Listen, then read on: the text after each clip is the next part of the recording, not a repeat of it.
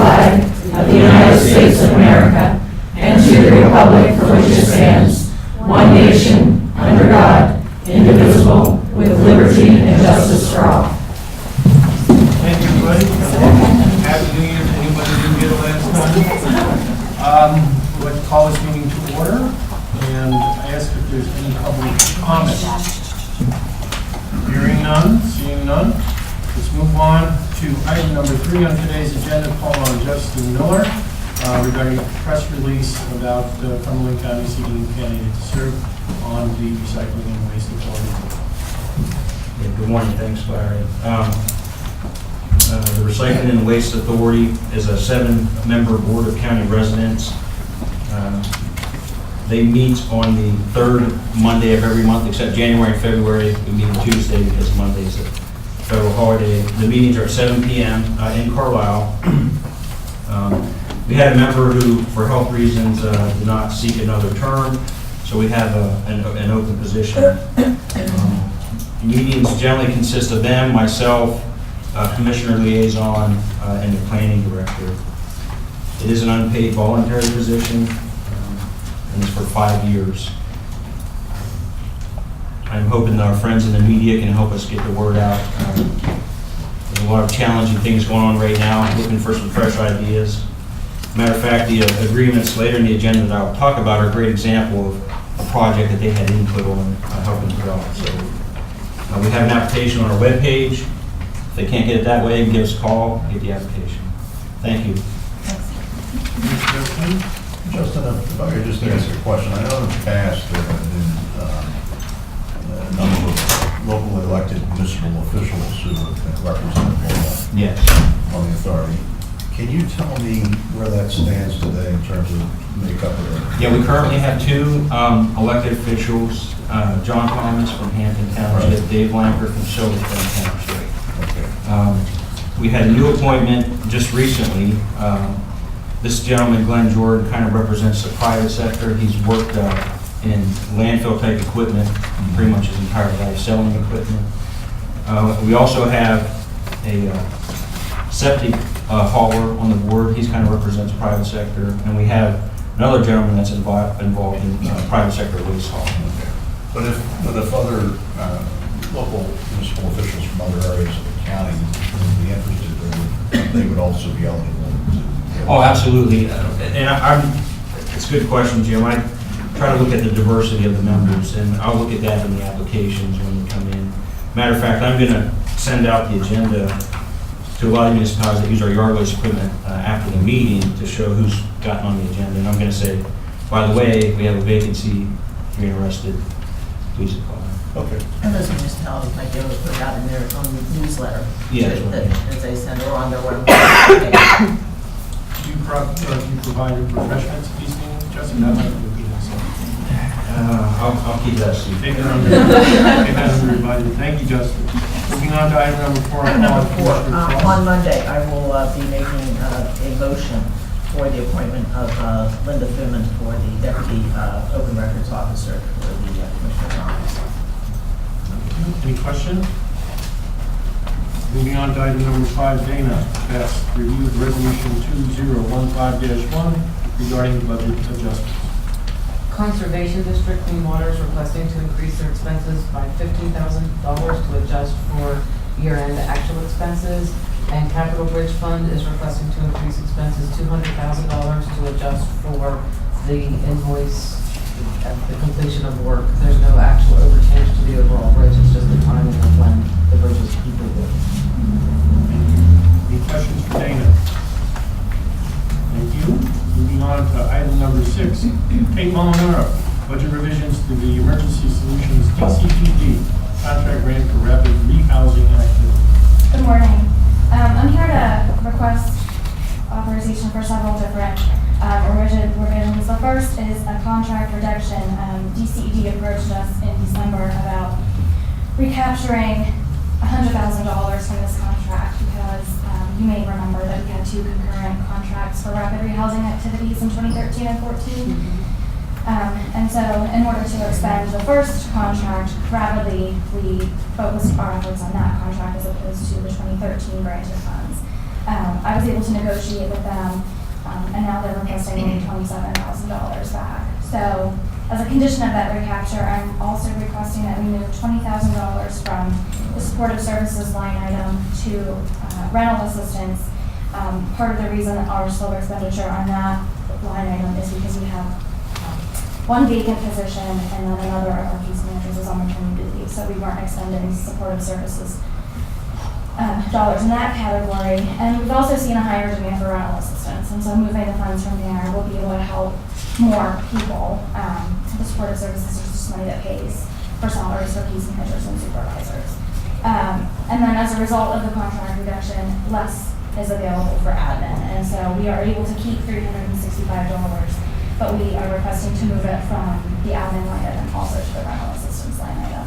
And again, I just want to stress that these reductions and revisions in no way affect the level of service to the consumers in the county, and that will all come out of the supportive services budget.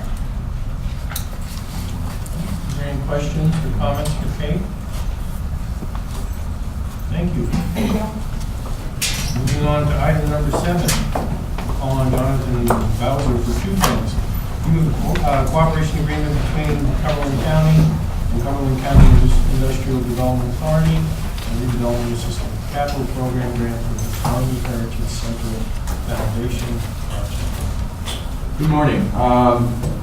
Here before you this morning with a cooperation agreement between the Cumberland County Industrial Development Authority and the Cumberland County in regards to the Redevelopment Assistance Capital Program project, of which the Army Heritage Foundation Center was awarded a $2 million application a few months ago, as you probably all remember. As part of this program, and one of the conditions of the program that the Commonwealth requires is that the hosting municipality sign this cooperation agreement along with the authority that's acting as the grantee or the conduit for the funding request. So this is a pretty standard document that's required in any monies from the Commonwealth through this particular program. If you recall, several years ago, there was another cooperation agreement between the IDA and the county that was signed in a similar fashion for other monies that were awarded to the foundation as well. So we're here before you today with that request, and I also have a copy of the original that we received signed if approved by the board. Questions? I have one. What risk is the county taking doing this, and what protections do we have, or controls or oversight, or what have you to mitigate that risk should anything unthinkable go wrong? So typically this is an agreement that is brought forth just in case any of the Commonwealth dollars associated with the project were used for any ineligible cost. So typically what we go through, the process that we go through is that we work with a consultant that's hired by the Commonwealth as it's a reimbursement program. So as funds are being reimbursed and we're putting in our paperwork for approval to get reimbursed for those costs, there are several eyes that are watching what costs are being reimbursed and making sure that those costs are being approved. This just covers the Commonwealth, I think, from just a very worst case scenario. It would have to be a scenario. Mike and I joke that basically we would take the funds and go to Florida or something like that. So it's really a worst case. I saw you at the luggage store. So worst case scenario that something like that would happen. So typically these deals are non-recourse. So to answer your question, I think with the authority that's in place, kind of with the oversight there, the oversight with the foundation, and the oversight with the Commonwealth, I think we're pretty much protected. But there is that possibility that something could happen where there is that ineligible cost. So it does still leave a little bit of a exposure out there, but I think the likelihood of that is pretty minimal. All right. In terms of, you said there are many sets of eyes. Which are our sets? Which is the county's set of eyes? I would say the IDA board is that set of eyes. we're in the same predicament that, we would be responsible for not having proper oversight of any ineligible costs, just like we are on any other project that we would do. So I think, we kind of act as that set of eyes on behalf of the county. Okay, I just would like to ask our solicitor to chime in on this agreement and get his perspective. The risk is obviously there where the state would not require you to basically make good on any payments that weren't properly made.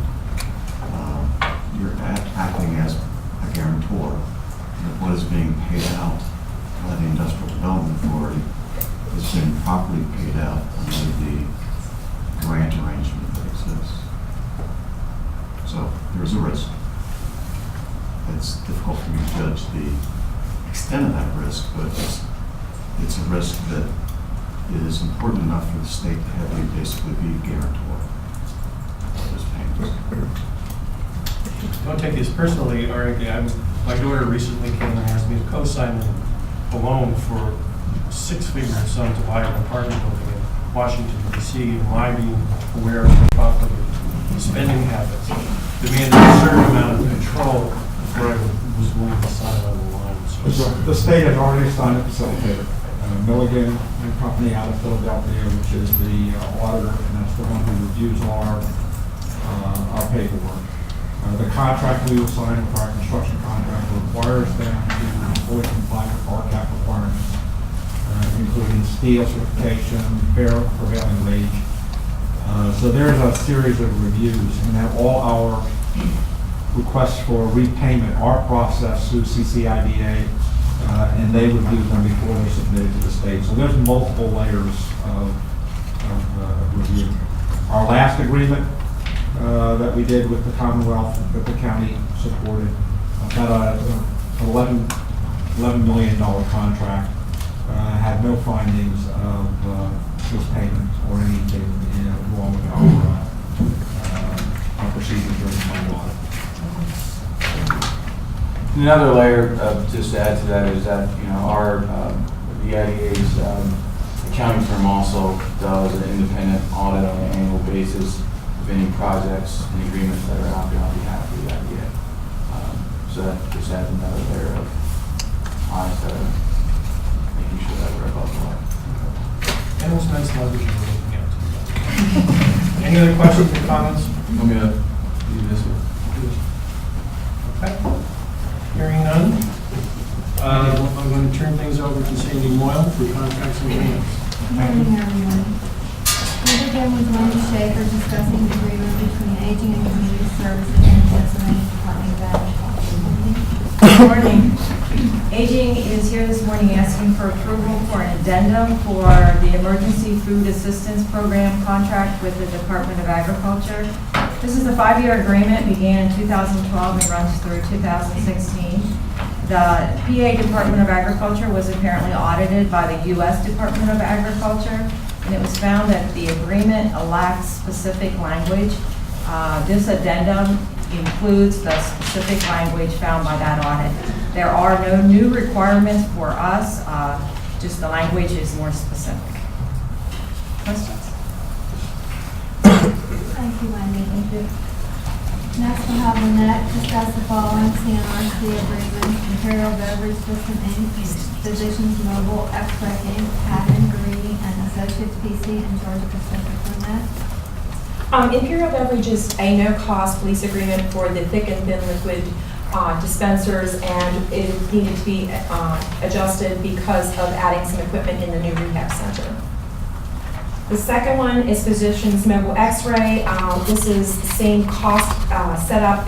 We pay 70% of the Medicare fee scale based on any X-ray and diagnostic services that they need to provide within our facility for our residents.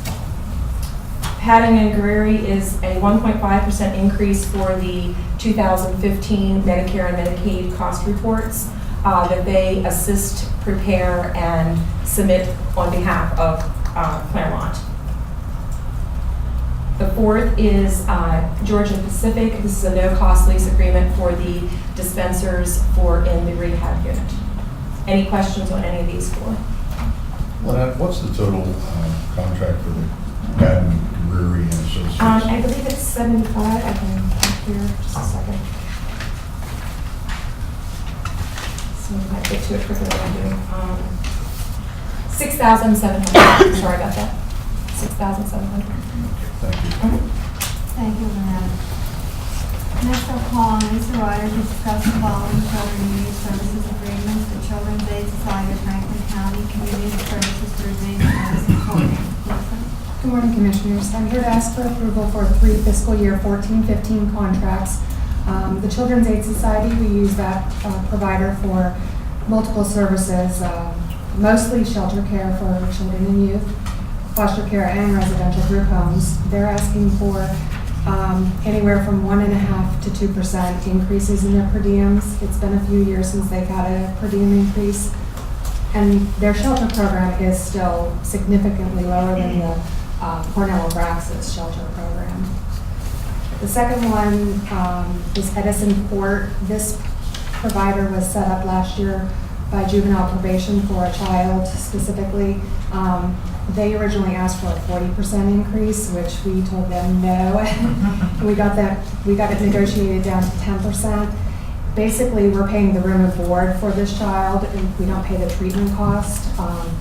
If we would pay the full per diem for this child, it would be in the $300 range. So basically, we're paying $65 instead. And the last one is the Community Services Group, and there is no increase in that per diem. Any questions for Lisa? Thank you, Lisa.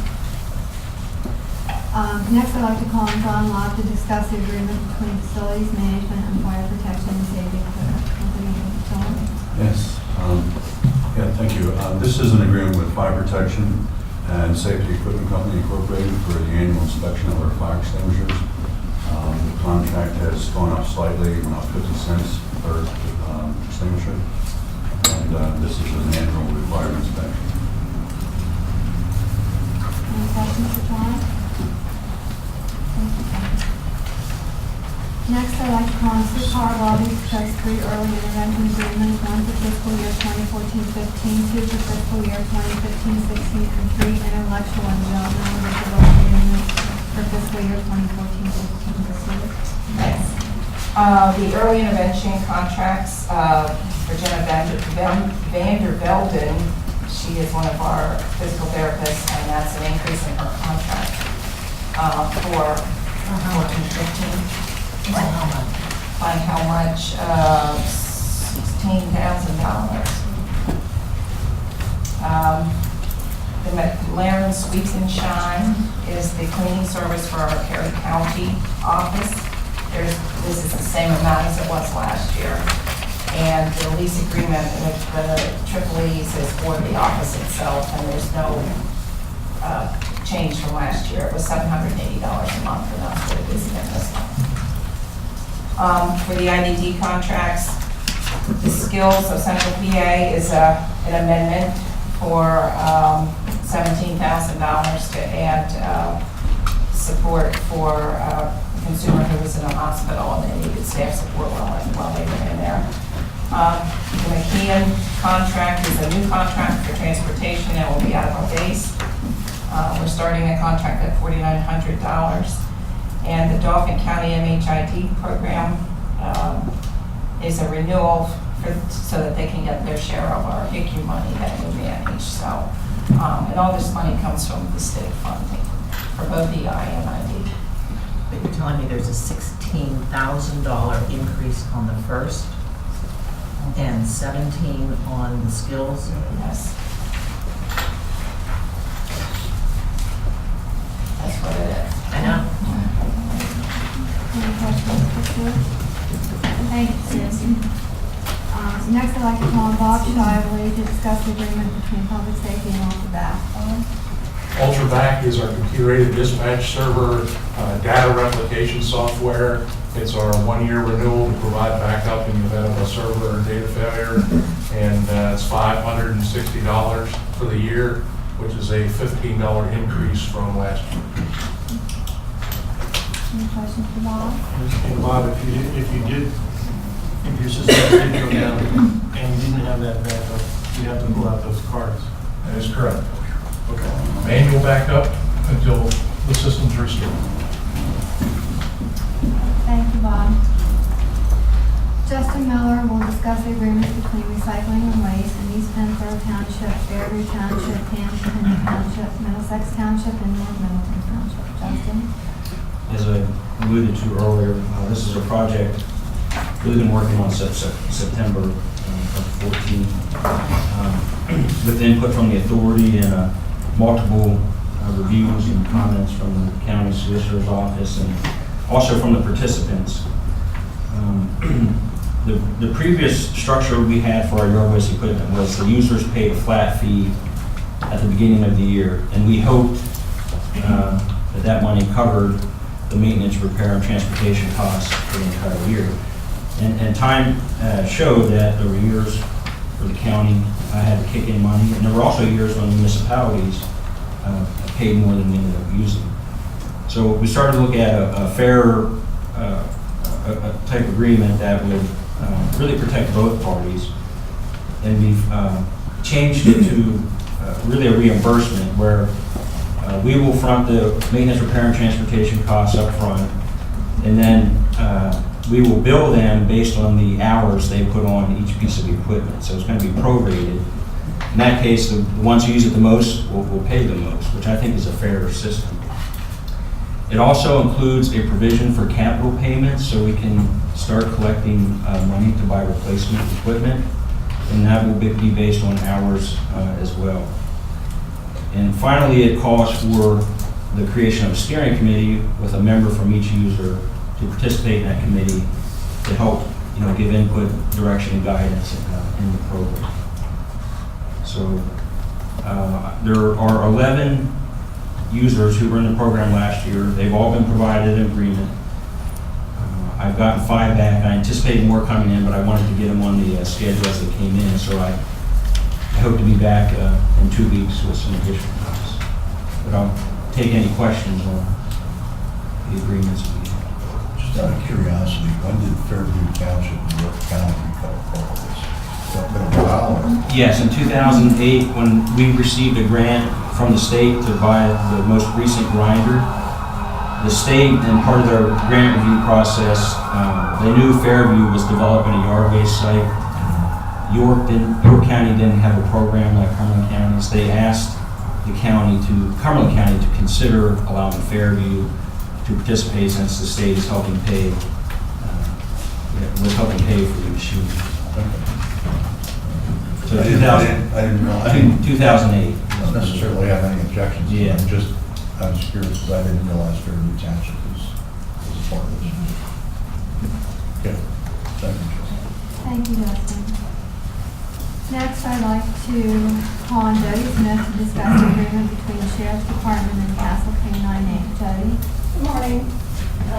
We're here to ask for approval of the contract. It's an annual contract that's ongoing with Castle's K-9 Inc. They provide training and certification monthly and annually for our K-9 units and explosives detection, drug detection, and search and rescue. Any questions? Thanks, Jody. Brian Moore is here to discuss the agreement between the Sheriff's Department and Axe Public Safety Center and law enforcement complex. Good morning, Commissioners. Larry, Sandy, Keith, Jen. This is an ongoing training expense that we've incurred every year. It's for the use of Hacks Indoor Range, which offers us some flexibility that we don't have because we're inside. Other agencies have used it, adult probation has used it. I don't think the expense has gone up from last year. And the only person may be new to is you, Keith. I believe your predecessor drafted the addendum that's attached to it. The whole harmless agreement didn't meet whatever criteria he saw fit, and he's the one that wrote that. So that's all that is. And we're just looking for approval for that. And Happy New Year. Thank you. Thank you, Brian. Next, Michelle Seidler will discuss the VOCA grants project modification. Michelle? Good morning. I'm seeking permission to submit a project modification to our Services to Victims of Crime grant. Good news, we got an additional $7,800. So $7,100 of that is going to go back into salaries, and the other portion is going to some other incidentals. It is due, though, on or before, in their hands on or before January 30th. Okay, on the agenda today, we'll vote on Monday. Tuesday. Thank you. Tuesday. Thank you, Sandy. On to item number 9, Lynette McCullough, Board of Bid Awards. Oh, yes, we had to go back out for rebid for fresh bread and milk for Claremont.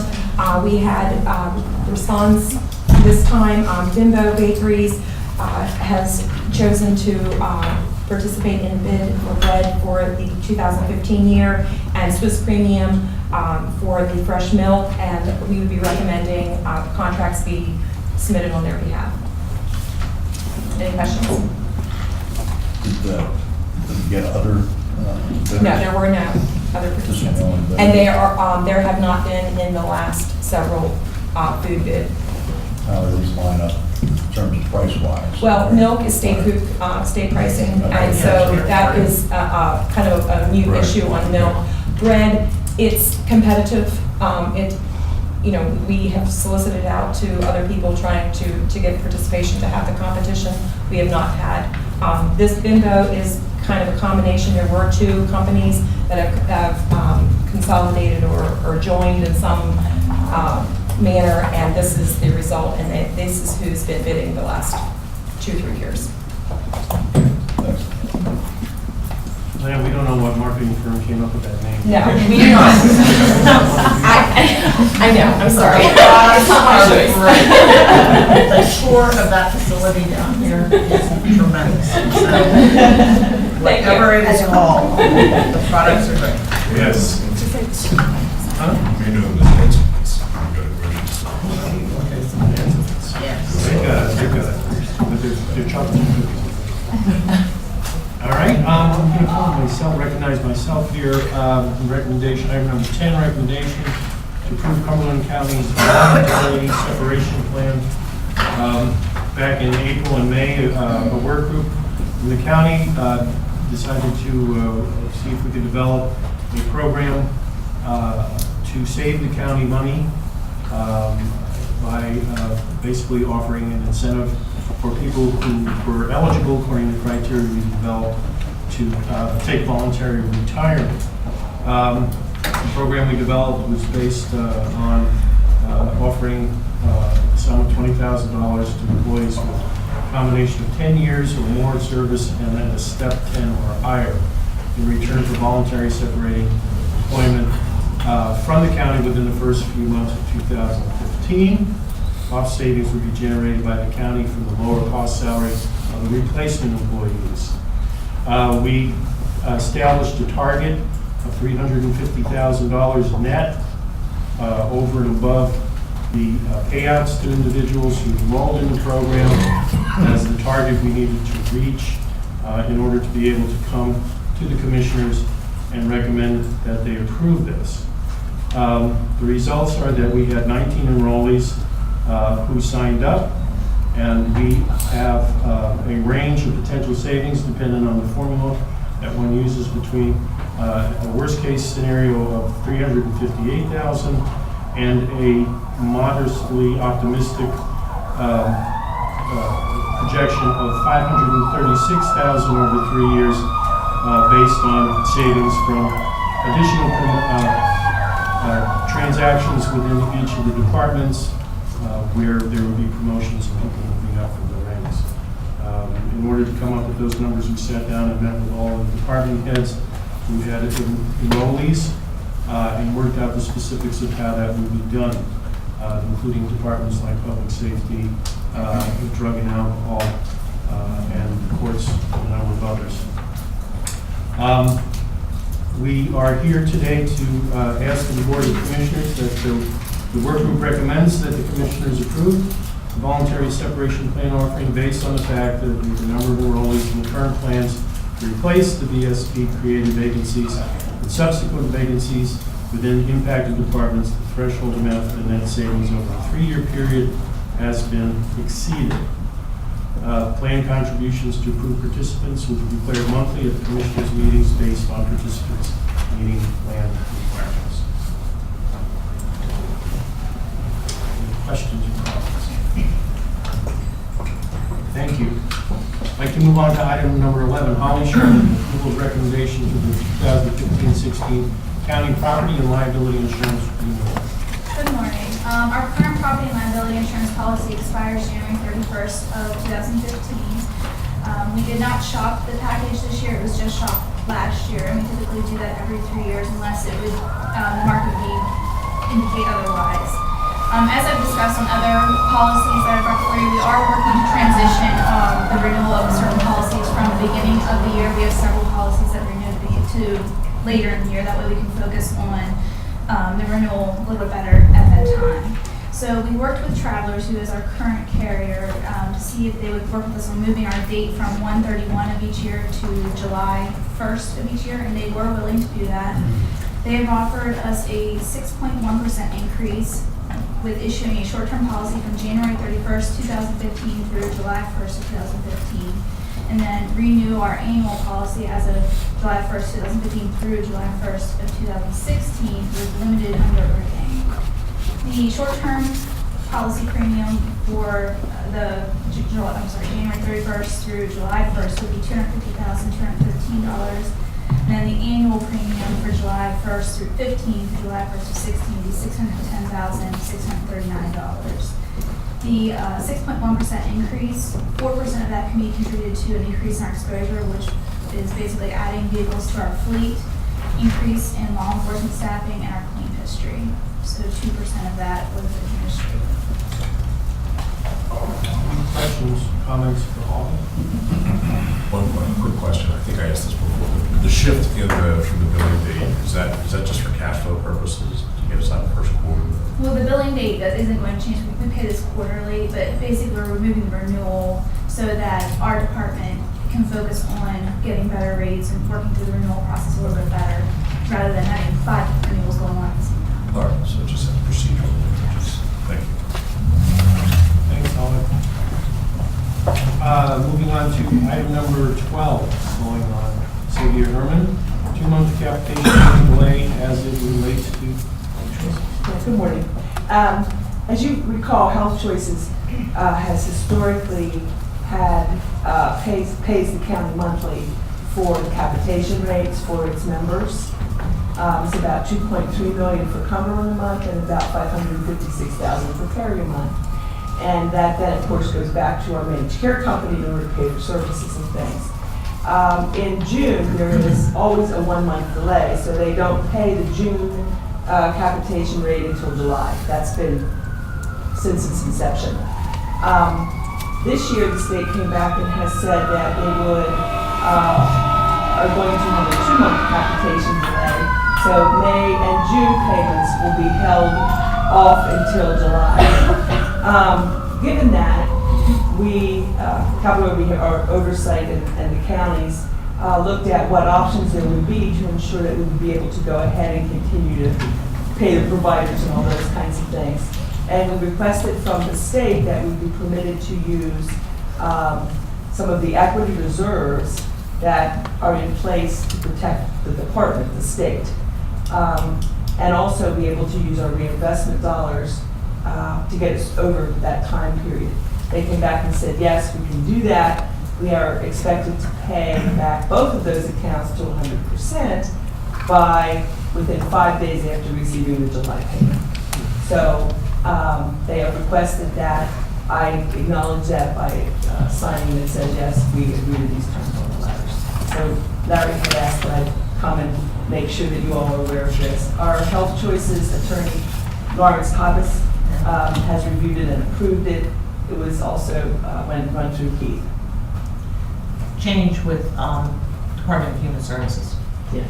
Anticipate any impact on the 20th of January to this? No, I mean, I'm not being flippant. I'm asking, with the change of administration, do you anticipate any change to this at all with a new secretary coming in? Not with Health Choices. Okay. What will the impact be around LPPA versus Medicaid expansion versus how long that will take? Certainly there's going to be impact. Okay.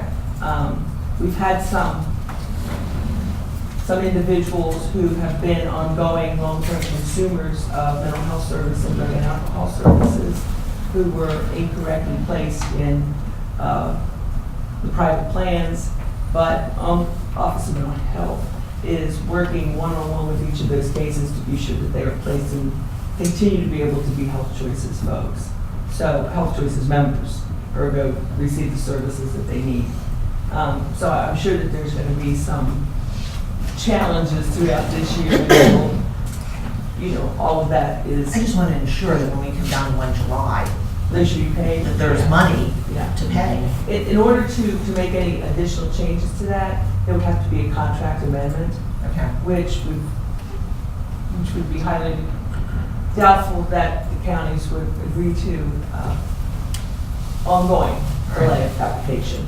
Okay. Just relative to the delay, though, to July 1st to receive these payments. It won't be July 1st. We get these payments about July 15th, I think. Okay, well, what I'm trying to get at is, I think this is the result of, the budget manipulation that occurred this past year, to try to pass a balanced budget, or at least a budget that looked like it was balanced. So essentially what this is about is they delaying payment into the new fiscal year, and the new administration has to deal with that. So I think it's important to actually point that out. If we're hearing this coming up from other counties, this would certainly be a CCAP issue. Absolutely, So, absolutely. as, Vice Chair of Governance, I have no problem, sort of taking that, to that body to see throughout the state how that is going to impact. And we have talked about that at the board, that if in fact the capitation payments, or there was any question about this, that we would certainly be going to commissioners, legislators at all, Right. to have that resolved. Thanks, Sylvia. Any other questions for Sylvia? Thank you. Next, I'd like to call on Kathy Cossinger from Tri-County Community Action for review of 2014 and 2015 goals. If I may, I have a few packets. I know you're very paperless, but we have lots of paper for you. Thank you.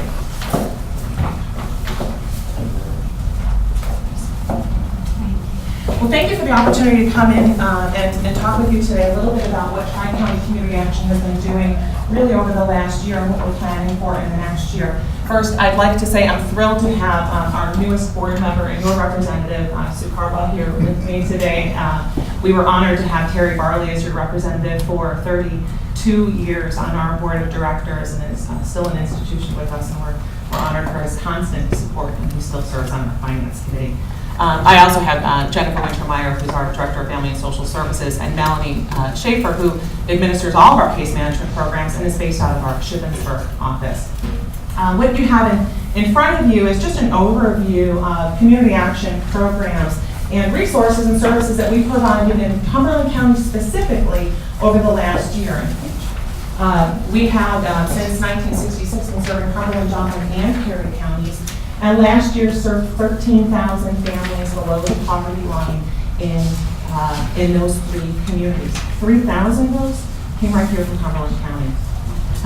We're happy to say through our network of supported services and family self-sufficiency case management in particular, we've been able to help specific families reach key goals to move them towards self-sufficiency. That's our focus as a community action agency, that rather than providing a hand out, we provide a hand and a guidance, walking with someone to achieve their specific goals, whether that be home ownership or moving specifically to stable housing. We helped 11 people in Cumberland County last year move from shelter to stable housing. And we were honored to have Commissioner Hertzler with us a few months ago to celebrate one of Cumberland County's residents who was successful in moving from emergency shelter to stable but subsidized housing and obtained full-time employment with support of our Shippensburg case management staff. We have 2 offices here in Cumberland County, in Shippensburg and Enola, and essentially work our way in covering all of Cumberland County. And that's one of the critical components that we have as a community action agency. About 2,500 residents in Cumberland County received assistance through our PPL On Track program, essentially helping someone with delinquencies with their electric utility to obtain a stable payment address their arrearages, and then move towards stable budget, regular payments with PPL. That's a significant assistance program that we manage through PPL. We're thrilled with our newest program with the county, which is the heating assistance program for seniors. For those over the age of 60, you've designated dollars out of your aging and community services funding to assist seniors, and we're administering that on your behalf in Cumberland County. To date, we've assisted 4 seniors, an average assistance of about $700. All of that going toward oil and oil assistance. It just seems to be the utility of choice right now that's for heating assistance. We have 2 additional in the works. Those seniors who are eligible for single household, it's a $2,000 per month income. For a 2-person household, it's a $2,500 per month.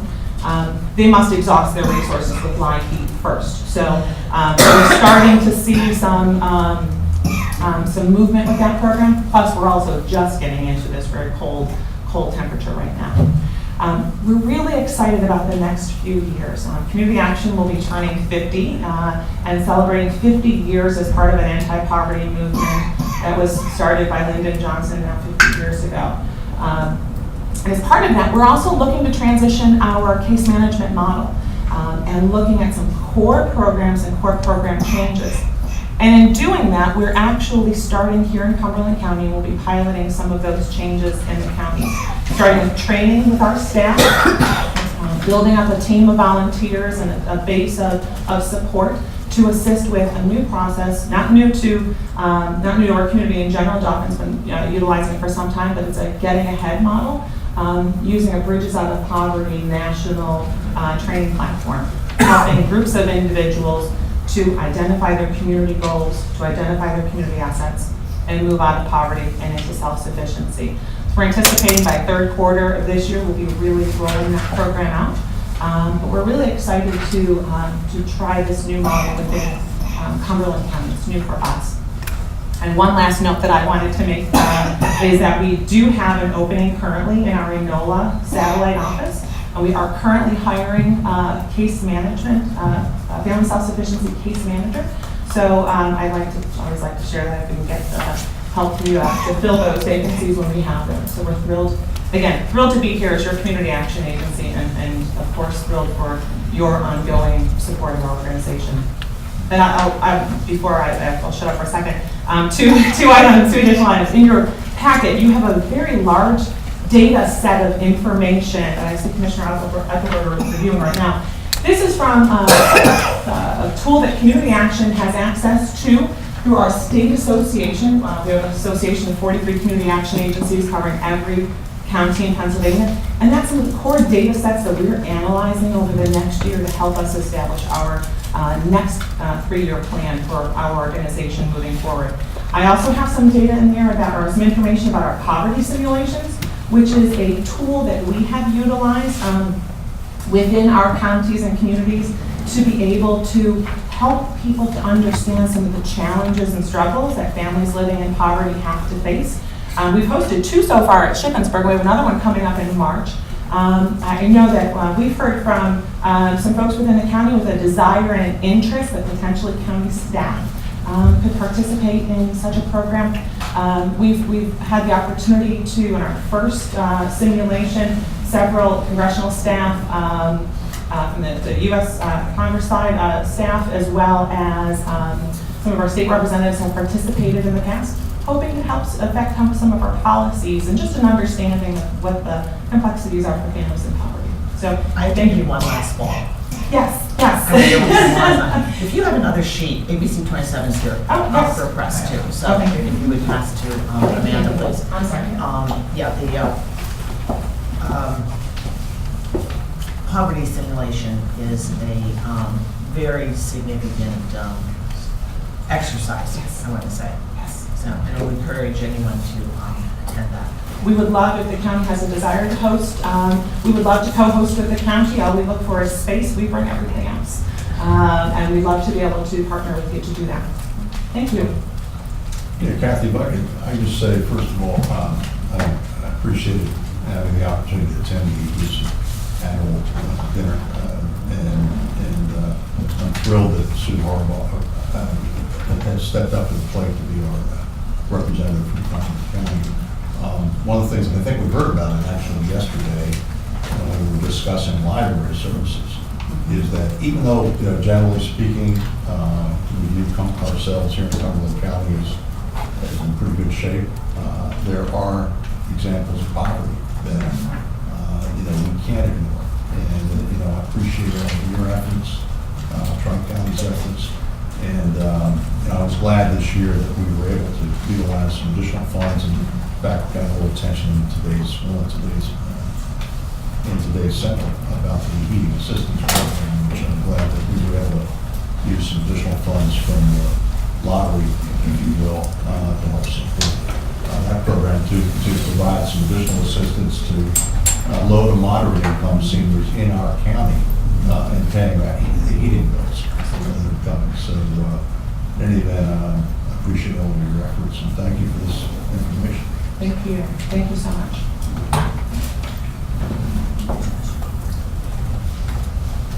Thank you very much. Any other questions or comments on Tri-County? Thank you very much for your presentation and the materials. Moving on to item number 14, let's call on Stephanie Williams for review of certification of funding for the 2015 Farmland Preservation Program. Sure. Every year, the Board of Commissioners is required to certify to the Department of Agriculture the amount of funds to be allocated to the Pennsylvania Farmland Preservation Program. Any funds that are certified are to be used exclusively to purchase conservation easements. A total of approximately $230,000 is proposed to be allocated for the 2015 program.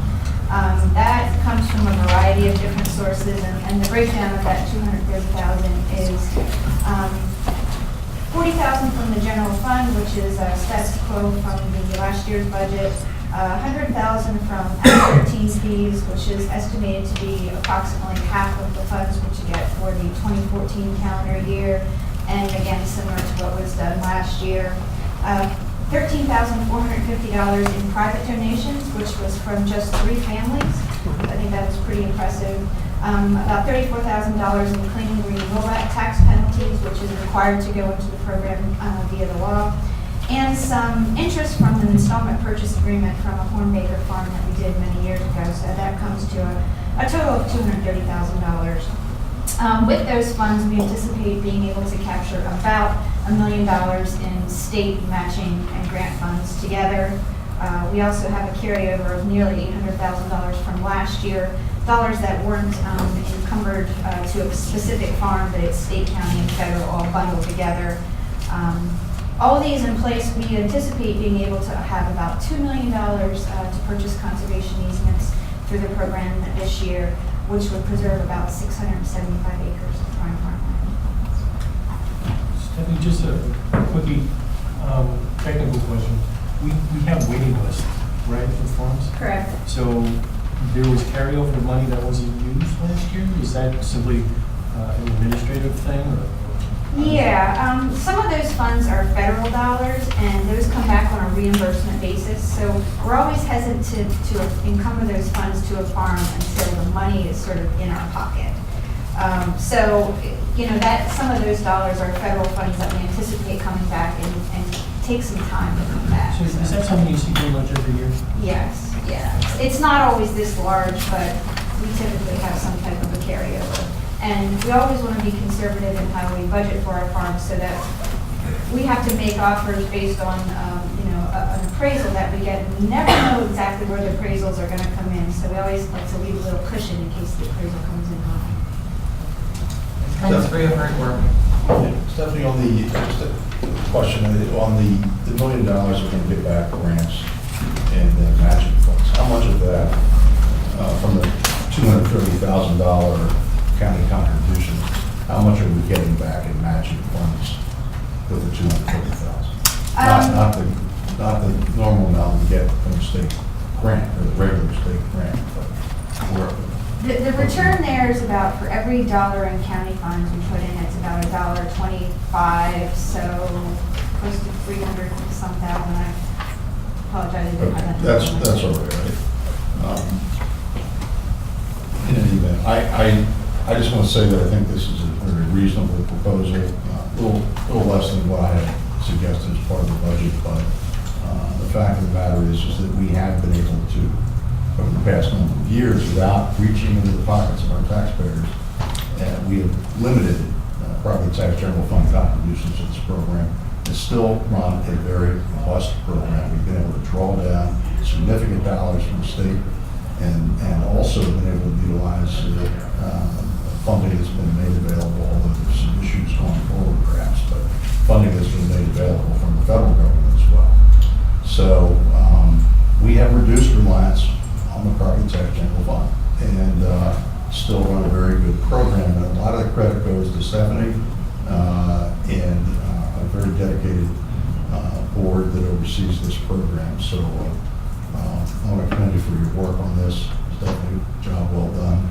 And you know, I think that $40,000 general fund contribution, you know, that amounts to somewhere in the neighborhood of 1/10 of 1% of the general fund budget. Really small contribution. But we've been able to utilize the Marcellus Shale dollars. I think it makes a lot of sense to do that. And so I'm looking forward to making this motion to certify county contribution of $230,000 2015 program on Tuesday. Question's going to be, will we see that Marcellus Shale impact in the years to come? I mean, that 100,000 may or may not be there. That's correct. So, just don't know. Any other questions or comments for Stephanie? Thank you. Well, it wouldn't be a workshop meeting without a presentation from Brooks Darn. So item number 15, we got one of these two, review of food purchase agreement with Hampton Township. Oh, yeah, I forgot my agenda today, Larry, so I didn't know what I was talking about. Happy to help, first. Liquid fuels or bridges? Yes, so, yeah, we have an annual agreement through our share ride division with Hampton Township to purchase fuel from their fuel island.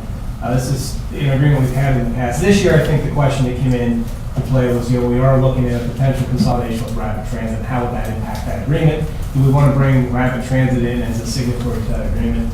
After some discussion with Keith Metz, the township manager in Hampton, with Rapid Transit and also Rose, I believe the agreement we've come to is that let's keep the agreement in place as it stands now, the letter agreement that I believe you've all seen. Leave that in place since the consolidation still hasn't, you know, we haven't made a decision to go forward. We're not sure how that will impact things moving forward. If they do, if we do have a consolidation, Rapid Transit's operating in our area next year would want to use this fuel agreement. Hampton Township was okay if their vehicles used the fuel we would be billed for, and then we would have a separate agreement with Rapid Transit to bill that for the fuel that they would use. I'm looking at our solicitor, can that be amended whenever that may or may not take place? That'll depend on Hampton. They'll probably want to deal directly with the county company, and any arrangement otherwise will be between the county and Rapid Transit. Okay. Can I ask? Or on a reimbursement or something? Maybe on a reimbursement? Possible. Okay. Again, and I haven't looked at the particulars of the agreement with Hampton Township, but with the significant, you know, decrease in the price of fuel, are we locked in to pay a higher amount under this agreement as opposed to what might be available in the market? Yeah, that's a good question, Jim. I'm not aware. I know we're locked into what's in there in terms of the amount that we're buying. Yeah, how many gallons? Well, I mean, that was a I think consumption. we ought to take a look. I mean, I appreciate, in fact, I think East Pennsburg provided fuel for faster. But I do think it's important to keep an eye on this to make sure that we're getting the best price. So I don't know. I'd like to take a look at this agreement. When I had asked about routes and consumption, you know, I mean, there may be the same need, don't know, or there may be a reduction in routes, and then if we're locked into purchasing, I can't remember what, there was a gallon amount, what that's going to do. I think that the estimates on the fuel have been made conservatively, so that we don't get a situation where we're buying more fuel than we actually use. I know that was an issue when Rose told me that several years ago. So now we've scaled our estimates down so that they're pretty conservative. All right. Talking to Rapid Transit I'm too. looking at the chief clerk, he's nodding, so. talking to Rabbit Transit too on the issue, I think that they've leveraged other agreements to get really good fuel Oh, prices. sure. And they would Right. probably I mean, this want to- isn't anything new. Yes, right. And So- the agreement obligates us to a quantity, but not to a price. Exactly. Yeah. And they have, and anybody who thinks that gas prices are going to stay as low as they are now, I'm hoping. should watch. Look, it's once OPEC gets us where they want us to be. Okay, any more questions for Kurt on that one before we proceed to part two? All right, Kurt, on to the bridges. The Okay. Hanks Mill Road Bridge Project. Sure, cleanup work on Hanks Mill Road Bridge is, that's one we just opened back here in October. We have a change order that comes through as we process final invoices. We did have a very large tree, 4 foot in diameter, that we had hoped to see through the project. Could not do that due to some stability issues with the tree, so I did have that removed. So that's a change order. That value, that's $6,138.51. The other issue, the supplemental construction services, as we work through the project, one of the issues we had are steel pilings that support the footers on both sides of the bridge. Pretty important for the structure. They needed to be bedrock. Our estimates of bedrock was a lot deeper than we anticipated, so it took some additional geotech work. And also additional construction inspection services, given that it was a critical path for the project. We had to get that done to stay on our schedule. So the value of that supplemental construction services was $7,412. Both of these change order and supplemental construction services are funding available through our capital improvement program. Kurt, when you're talking about bedrock, that's not the lowest price, right? No. Any other questions or comments for Kurt? Thank you. Let's move on to item number 17, Commissioners' Liaison Reports. I only have a couple things. Children and Youth, the roundtable met this week, and a good presentation was made to the entire group on the that I had talked about, which is the quality review of services from children and youth. Drug and alcohol was canceled due to weather. And tonight, I will be part of the 4-hour table exercise at 911, which is required by FEMA for certification. Next week, the CCAP Governors Committee that I had mentioned earlier, that I'm Vice Chairman of, is going to hold a conference call on 911 funding, which you will hear me repeatedly talk about between now and June, because the legislation that was passed last year simply reset the clock for a sunset of June of this year for sunsetting of that funding. So that's really all I've got. Any questions of me? All right. Thank you, Commissioner Frost. Commissioner Herzog. Okay, the local emergency planning committee met last Thursday evening at the Public Safety Building, and committee reorganized with John Gleim and Jim Stickney continuing on as co-chairs, Bob Shively, the secretary, and recording secretary Connie Heckert. Sheriff Anderson volunteered to assist the committee and us in identifying a new volunteer law enforcement representative to fill the committee vacancy that was created by the resignation of Dick Allen. The Affordable Housing Trust Fund Board met Tuesday afternoon, and as a result of a decline over the past year in recorder of deed office fee revenue for the trust fund, a decline that is believed to be the result of a reduction in mortgage refinancings. The board voted to recommend a revised 2015 budget amounting to a total of $180,000 instead of the $240,000 budget that had been adopted in the prior year. Although there's a reduction in the budget, the same $130,000 is being made available as has been made in recent years for the down payment and closing cost assistance program for eligible first-time home buyers, and that is the major program operated by the Affordable Housing Trust Fund.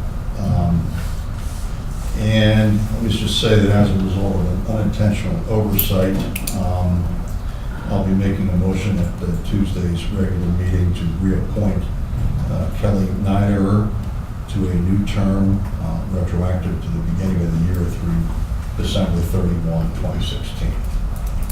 Any questions? Thank you, Commissioner Hertzler. Commissioner Eichelberger. Just briefly, we had, well, we did hear from Justin earlier on the recycling waste agreements. MHIED, most of that was handled with the agreements, but that board meeting is today, and I will be attending that. Also, Planning Commission met this morning. That was the reason for my late entrance. Sorry about that. We do have the new program update from Kirk that I will be distributing to everybody. Summarizes most of their activity. A lot of action recently on municipal assistance. We had some discussion on that this morning. North Newton has now enacted their zoning ordinance, is that correct? And who else is working on?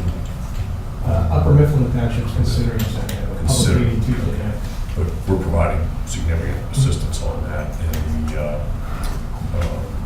we continue to get good comments back from municipalities. I was at the Western COG meeting this past week, and we did hear from Mount Holly Springs, and they wanted to pass along their kudos in regards to the streetscape project there, the role of the planning department on that, so I just wanted to pass that along. So other municipalities also chimed in on that, and we had a little reaffirmation about the fine work your folks are doing there, Kirk.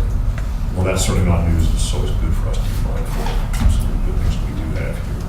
So the only other thing is something I'll leave to Kirk with some action taken today, a support measure for the commissioners are doing in regards to Tri-County. There's some fine details I think Kirk would like to work out, present that up to you through the appropriate channels. So that's something on that, I guess, in the future. That is everything I have. Questions or comments from Commissioner Eichelberger? Thank you. I would like to report that there was an executive session held January 14, 2015 at 10:30 a.m. regarding personnel issues. And I further would like to request an executive session regarding personnel issues. Is there any other business that anyone would like to bring? Hearing none, we are adjourned. Thank you very much.